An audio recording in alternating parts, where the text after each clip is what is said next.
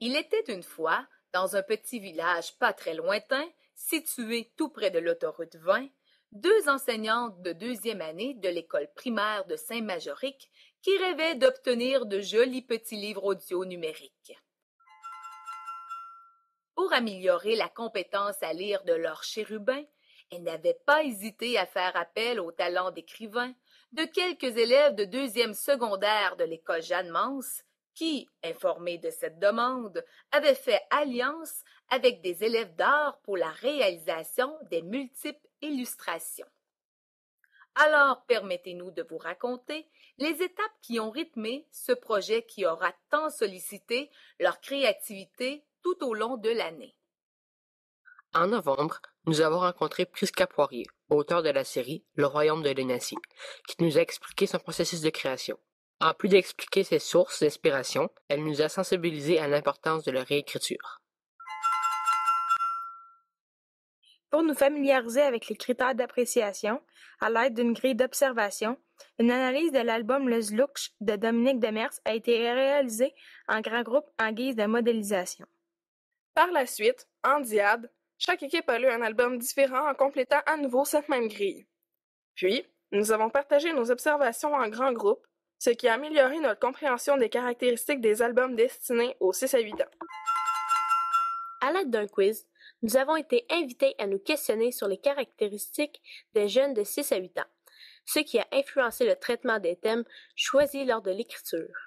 En plus d'être inspiré par un questionnaire préalablement complété par les élèves de deuxième année, ainsi qu'un autre complété par leur enseignante, nous avons fait un remue-ménage des différentes idées possibles à exploiter en vue de l'écriture de notre album. Après avoir noté nos idées dans notre journal créatif, nous avons réalisé des plans, des schémas ou des fiches de personnages.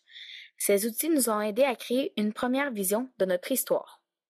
Ayant reçu une version provisoire des récits de chaque membre, nous avons critiqué individuellement les textes à partir des critères d'appréciation afin de proposer des améliorations à chaque création littéraire. Dans la noirceur de la nuit, il entend une foule de sons terrifiants, comme le hibou qui ulule, le souffle du vent dans les arbres et le grincement du plancher de sa maison. Ouais, mais là, il faudrait que ça fasse bien plus peur, là. Puis il faudrait qu'on puisse vraiment imaginer ce qui se passe. Comme, je sais pas, pour les hiboux qui ululent, ça pourrait être un fantôme qui vient hanter.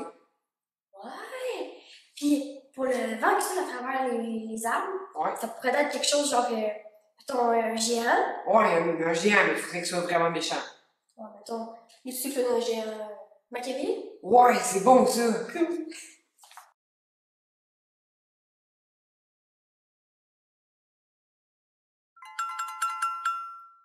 Une fois que chaque récit a été revu, corrigé et amélioré, nous avons analysé quelques albums pour comprendre le rôle joué par les illustrations par rapport au texte écrit. Ainsi, nous avons pu créer un meilleur canevas de mise en page de nos albums contenant les attentes techniques à transmettre à l'illustrateur associé.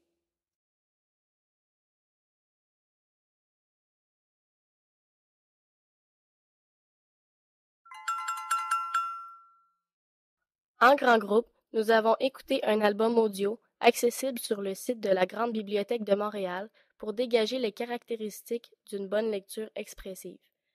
Par la suite, chacun a annoté son texte afin d'y insérer des indices sur la façon de l'interpréter lors de l'enregistrement réalisé à l'aide du logiciel Audacity.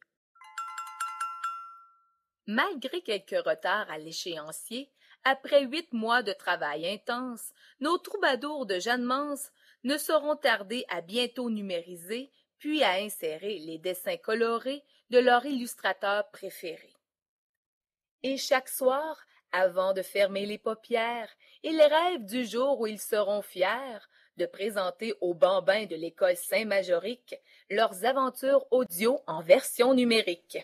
D'ici là, soyez patients, la mi-juin s'en vient à grands pas.